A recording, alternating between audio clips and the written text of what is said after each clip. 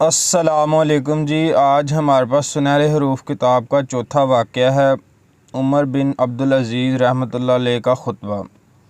سلمان بن عبد الملک کا جب کفن دفن ہو گیا تو عمر بن عبدالعزیز رحمۃ اللہ علیہ نے مسجد کا رخ کیا۔ آپ کے ہمراہ لوگ بھی ہو لیے۔ مسجد پہنچ کر ممبر کی زینت بنے اور لوگوں کا مجمع ہو گیا۔ پھر یہ تقریر فرمائی: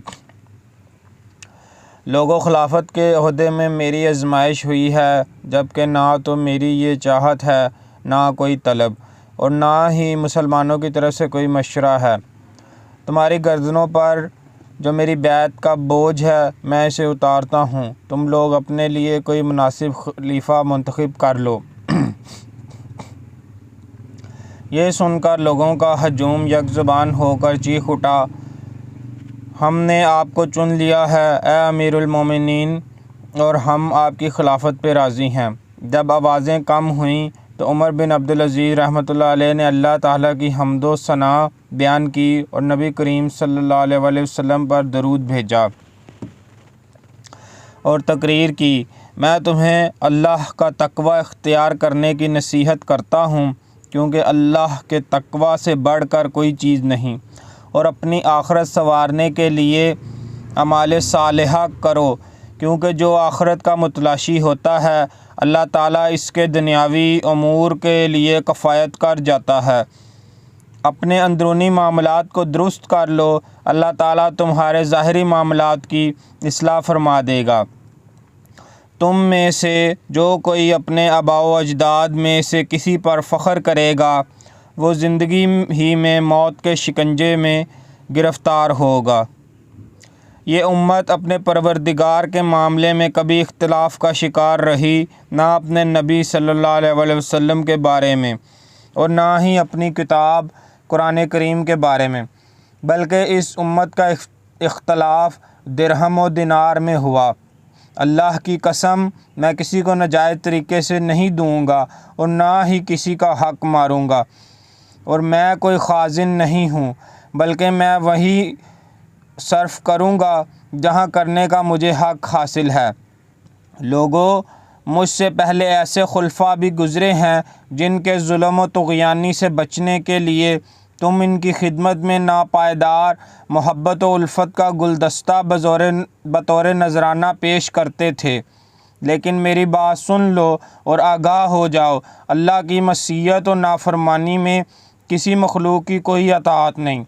جو کوئی اللہ کی اطاعت و بندگی بجا لاتا ہے، اس کی اطاعت تو لازم ہے، لیکن اللہ کی نافرمانی کرنے والے کی اطاعت تو کجا، اس کی حیثیت پرکاہ سے بھی زیادہ نہیں، اس لیے اس کی کوئی اطاعت نہیں۔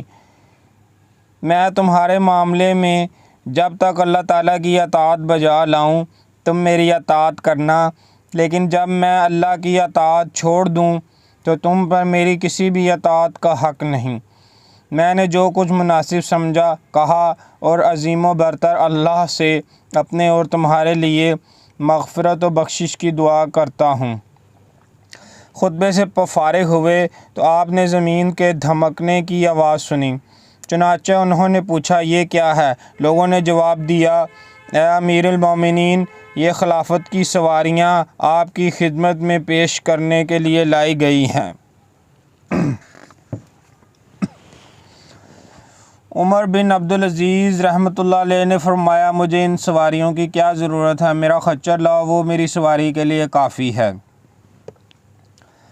خلیفہ ولید بن عبد الملک کی وفات پر جمادی الاخری 96 ہجری میں سلمان کے ہاتھ پر بیعت خلافت ہوئی۔ جہاد قسطنطنیہ کے لیے فوج روانہ کرنے کے بعد سلمان نے وابق متصل کنسرین میں جہاد کے نتیجے کا انتظار کرتے ہوئے صفر 99 ہجری میں وفات پائی۔ اس سے پہلے وہ عمر بن عبدالعزیز رحمۃ اللہ علیہ کو اپنا جانشین نامزد کر گیا تھا۔ امام ابن سیرین کہتے ہیں: اللہ سلیمان پر رحم کرے، انہوں نے اپنی خلافت کا آغاز احیاء نماز سے کیا اور اختتام عمر بن عبدالعزیز کو خلیفہ نامزد کرنے پر ہوا۔ حضرت عمر بن عبدالعزیز رحمۃ اللہ علیہ خلیفہ عبدالملک بن مروان کے بھتیجے اور داماد تھے۔ ان کی والدہ ام عاصم حضرت عمر فاروق رضی اللہ تعالیٰ عنہ کی پوتی تھیں۔ ان کے والد عبدالعزیز 21 سال مصر کے گورنر رہے۔ ولید نے عمر بن عبدالعزیز کو مدینہ کا گورنر مقرر کیا۔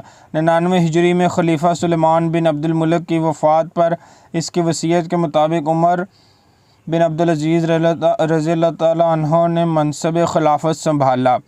انہوں نے لوگوں کے غصب شدہ اموال اصل حقداروں کو لوٹا دیے، بیت المال کے مصارف کی اصلاح کی اور فدق کا علاقہ اسی طرح بیت المال کے نام کر دیا جس طرح وہ خلفائے راشدین کے عہد میں تھا۔ آپ کی وفات 101 ہجری میں سل کے مرض سے ہوئی، اور یہ بھی کہا گیا ہے کہ آپ کے غلام کو بعض لوگوں نے 1000 دینار دے کر اس کے ہاتھوں آپ کو زہر دلوا دیا۔ آپ جب زہر کے اثر سے بیمار ہوئے تو غلام کو بلا کر پوچھا، اس نے زہر پلانے کا اعتراف کیا اور 1000 دینار کی وصولی کے بارے میں بتلایا۔ آپ نے وہ رقم اس سے لے کر بیت المال میں جمع کروا دی اور اس سے کہا، لوگوں کو خبر ہونے سے پہلے بھاگ جاؤ ورنہ وہ تجھے قتل کر دیں گے۔